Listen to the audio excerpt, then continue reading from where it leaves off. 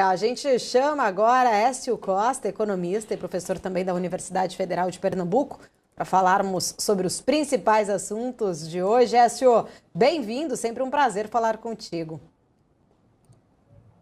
Bom dia, Paula, bom dia, Felipe. É sempre um prazer também estar falando com vocês. E um dia importante como o de hoje, né? Dia de Copom. Exatamente, Écio. A gente tem essa decisão aí de política monetária, mercado, né, apostando mais ali num aumento de 0,75%, porém algumas casas apostam em um ponto aí percentual. Primeiro entender, né, saber a sua avaliação sobre este atual patamar aí, ou melhor, o patamar ideal para essa alta, mas além disso também entender um pouco da sua leitura, se você acredita que estas medidas, né, precisam ali talvez serem mais agressivas, com esses choques maiores ali de juros, elas de fato vão ser ou vão conseguir ser eficazes para conseguir reancorar as expectativas do mercado, controlar os indicadores aí, considerando todo o atual cenário fiscal e econômico do país.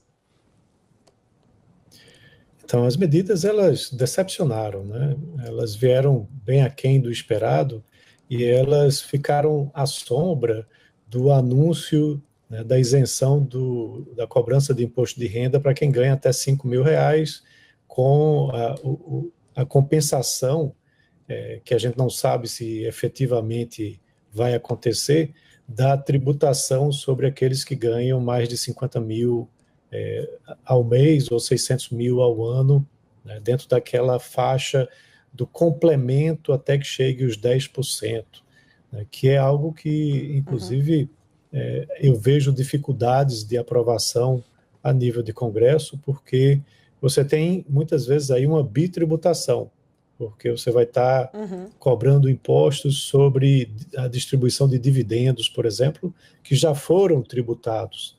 Então, isso terminou...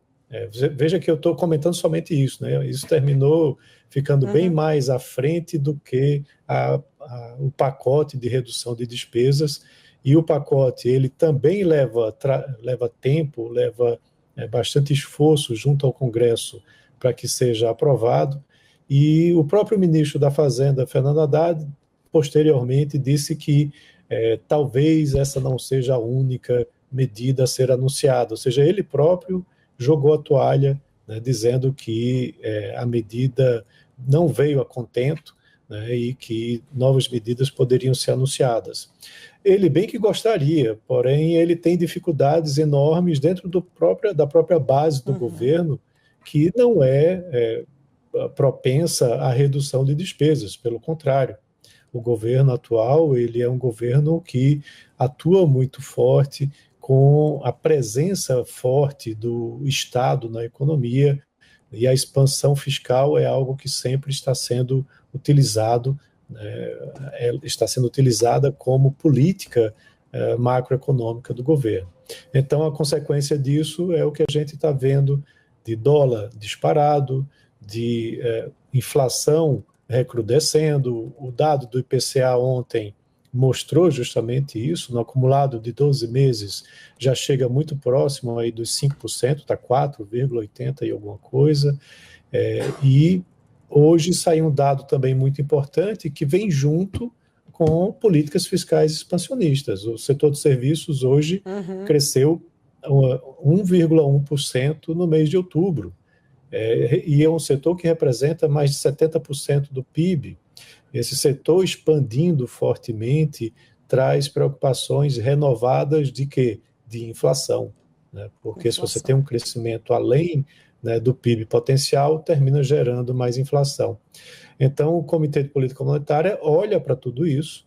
É claro que não olha o que aconteceu no passado, mas olha a tendência, né, de para onde as coisas estão indo, olhando principalmente para o ano que vem, vê as medidas pouco eficazes, vê a economia muito aquecida, um aquecimento via demanda bastante forte, e um Banco Central autônomo age nessa forma, elevando a taxa de juros, que eu acredito pode vir, sim, surpreendendo com uma elevação de 1 ponto percentual, e não de 0,75 ponto percentual.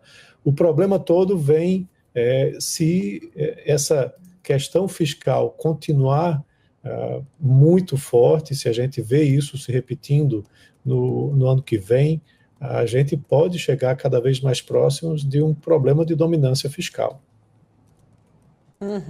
Esse é o ponto. Eu quero trazer aqui para a nossa conversa, Écio, agora, Bruno Musa, que está chegando na nossa programação. Bruno, economista, também sócio da Aquavero. Bem-vindo, Bruno. Obrigada pela sua presença. Obrigado, Paula. Sempre um prazer estar aqui. Mais uma semana. Écio, sempre um prazer estar contigo também. Bruno, colocando, né, até um pouco mais aqui de um desafio, vamos dizer, para o Banco Central. Até o Écio trouxe estes dados de serviços, e olhando já, né, tentando entender ali o ambiente de fato que o Banco Central tem diante de todas essas incertezas. Na sua visão, qual seria aí a melhor abordagem, vamos dizer, para a política monetária, para conseguir, o Banco Central conseguir de fato alinhar essas expectativas do mercado, construir ou melhor, recuperar mais essa credibilidade aí, garantindo que as suas ações sejam vistas como coerentes, eficazes, lembrando que a gente tem uma mudança significativa a partir de 2025 na diretoria e no comando também ali do Banco Central. Bom, vamos lá. Eu reverbero aqui tudo que o Écio falou e eu tenho mergulhado, aliás, eu estava fazendo isso ontem à noite, hoje pela manhã, alguns dados um pouco mais técnicos, olhando a base monetária como um todo, olhando o M2 brasileiro, ou seja, o dinheiro que está em circulação, que o povo tem em mãos, né? A população tem em mãos, além de depósitos à vista e depósitos a prazo, conta poupança. Tudo isso que eu tenho visto é que leva a crer que o governo e o Banco Central estão realmente numa encruzilhada, estão numa sinuca de bico, e não adianta culpar terceiros, foram eles que se colocaram nessa situação por conta de uma irresponsabilidade fiscal. A gente vê um nível de endividamento muito maior do que era na década passada, nos anos anteriores, e a gente está chegando a um nível que a gente flerta com a inflação. Não adianta falar que não, grande parte da população sente muito mais. O Brasil ele é um país pobre, olhando sob o ponto de vista de renda, e a gente viu que a inflação dos alimentos está 8%, na média do Brasil. Então você tem locais que está mais alto e locais que está mais baixo, o que acaba comprometendo e muito a renda da população mais pobre, que gasta grande parte naquilo que é mais importante e crucial. A alimentação é um deles. Então, não adianta, o poder de compra do brasileiro está sendo corroído e ele tem a ver justamente por conta desse expansionismo fiscal, produção de endividamento que leva a um crescimento desse endividamento público. E a gente começa a ver, eu comecei a falar disso há uns 6 meses atrás, que a caminhar nesse patamar a gente chegaria num cenário de dominância fiscal. É duro quando você começa a falar com pouca expressão aquilo que mais tarde acaba se concretizando. Inclusive agora alguns bancos têm mencionado sobre isso. Se não me engano, o Deutsche Bank mencionou sobre isso. Algumas outras casas, eu estava vendo hoje, deixa eu tentar ver enquanto eu falo aqui, quem era a outra casa que mencionou?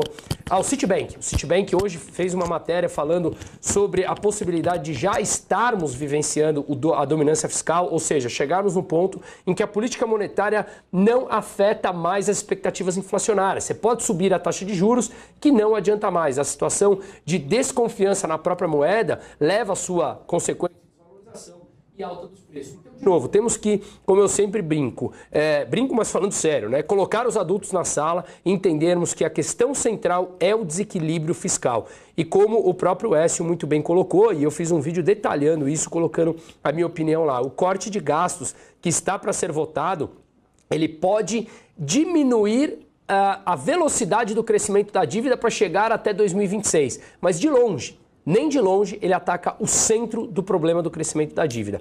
Então, ou a gente enfrenta de verdade os problemas, ou, de novo, a inflação, ela já está chegando na vida dos brasileiros. Écio Costa, prazer falar contigo.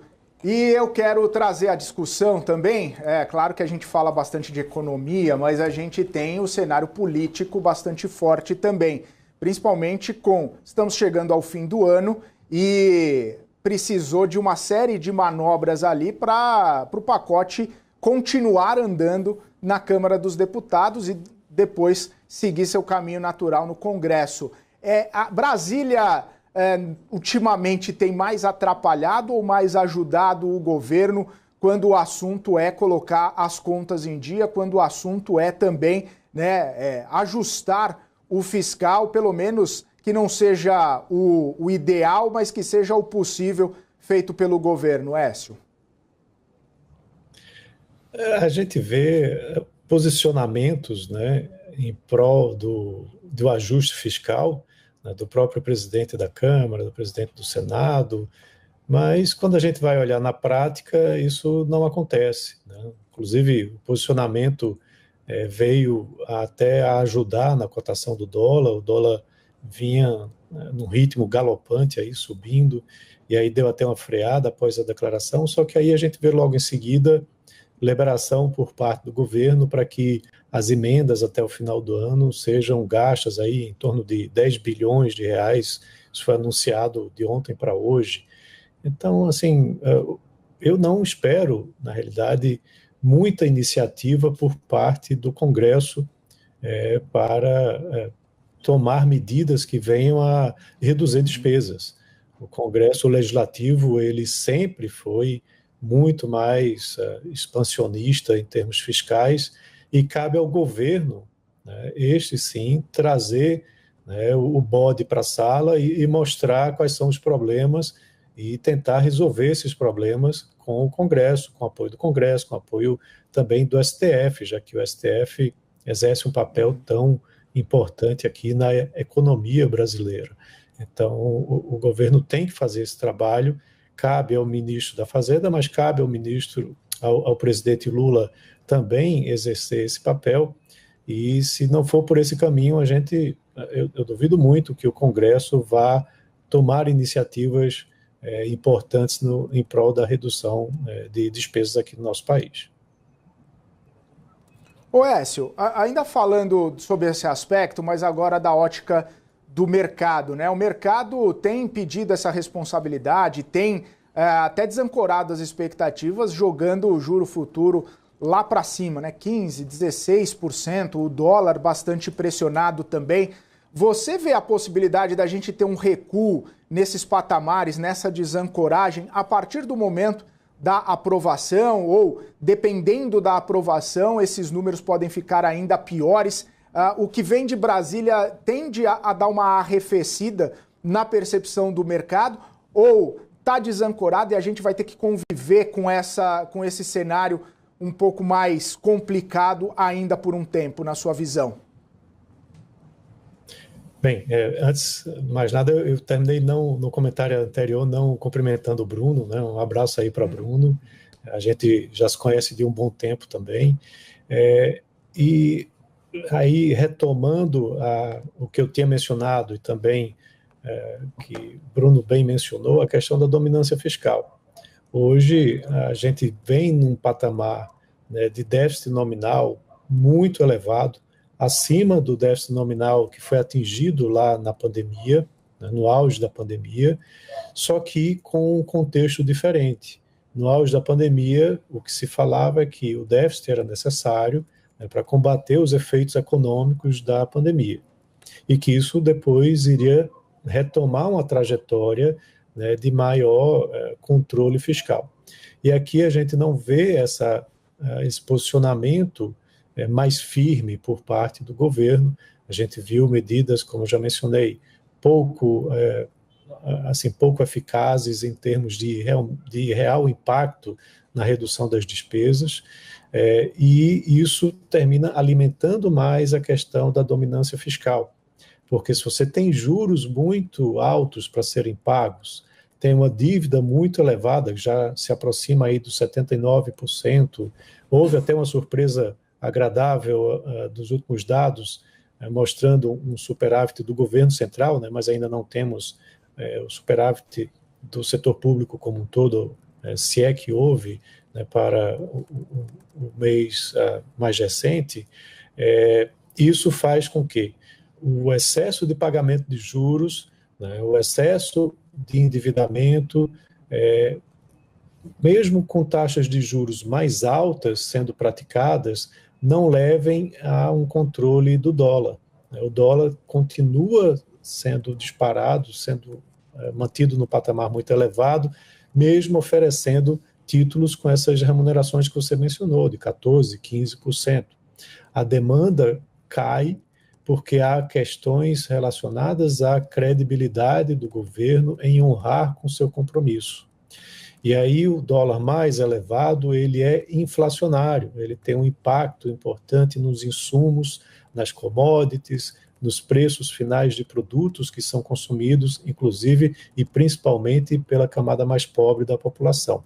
Então você termina virando esse problema de bola de neve com dominância fiscal, onde efetivamente o que vai responder a esse problema é o governo tomar medidas realmente sérias para a redução do impacto que o fiscal traz na economia.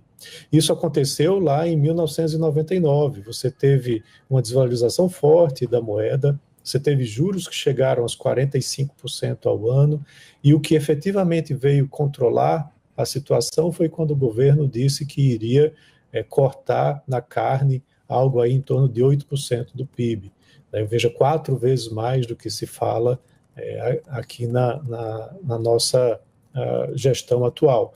Então, se você não tem uma medida realmente mais austera, você vai continuar tendo esse problema acontecendo na economia. Não precisa chegar aos 8%, mas sendo algo mais relevante, pode trazer um impacto importante, e aí o mercado se antecipa. Aí o dólar cai, aí você tem perspectivas mais interessantes. Isso aconteceu, só para finalizar, quando lá no governo Temer, o teto de gastos foi imposto. Se você olhar o histórico, de poucos meses depois da imposição do teto de gastos, os juros futuros caíram para menos da metade. E isso trouxe previsibilidade para a questão fiscal, consequentemente mais credibilidade, e os juros futuros responderam a esse futuro, né, mais tranquilo da trajetória do fiscal. Tá certo. Écio, obrigado por estar aqui com a gente, sempre um prazer ouvi-lo. Um abraço e até uma próxima. Um abraço para vocês também, e foi um prazer estar conversando, estou sempre à disposição. Valeu, tchau, tchau. Conversei aqui com Écio Costa, economista, professor da Universidade Federal do Pernambuco, aqui com a gente nessa quarta-feira.